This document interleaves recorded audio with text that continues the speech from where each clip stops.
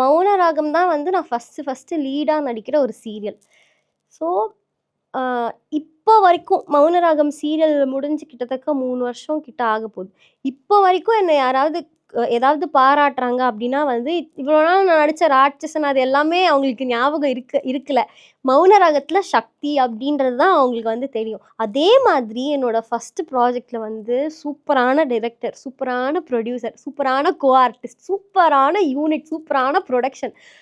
Touchwood சத்தியமா சொல்றேன். யாருக்குமே அந்த மாதிரி அமையாது. அவ்ளோ அழகான ஒரு டீம். அண்ட் எங்களோட ஃபுல் ஷூட்டுமே வந்து ட்ரிவாண்ட்ரம், கேரளால தான் நடந்துச்சு. ஸோ 15 நாள் நாங்க அங்க போனா, அவ்ளோ ஹாப்பியா இருக்கும் நாங்க நடிக்கும்போது. இப்போ வந்து ரொம்ப க்ளோஸா பழகிட்டோம்னா, ஒரு ஃபேமிலி மாரி ஆயிடுச்சுன்னா, அங்க சண்டையும் வரும்ல.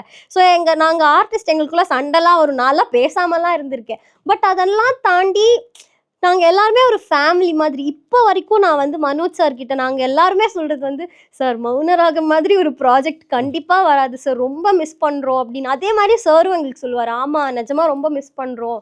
எங்களுக்கு ஆக்சுவலி அந்த சீரியல் ரொம்ப சீக்கிரமா முடிஞ்சிருச்சு. ரொம்ப சீக்கிரமா எண்ட் பண்ணிட்டாங்க. "ஏன் இவ்வளோ சீக்கிரமா முடிஞ்சிருச்சு? இன்னும் கொஞ்ச நாள் போயிருக்கலாமே" அப்படின்னு நான் இப்போ வரைக்கும் ஃபீல் பண்ற ஒரு ப்ராஜெக்ட்னா அது வந்து மௌனராகம் தான்.